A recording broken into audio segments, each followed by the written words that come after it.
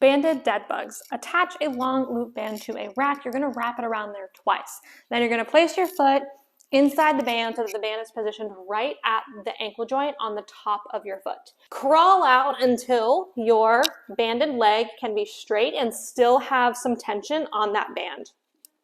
Reach your opposite arm overhead.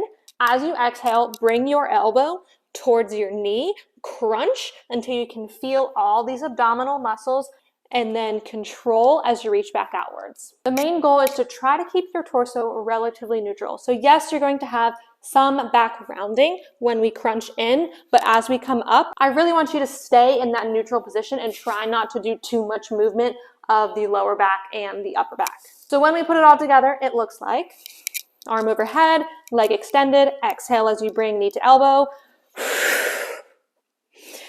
inhale as you reach overhead,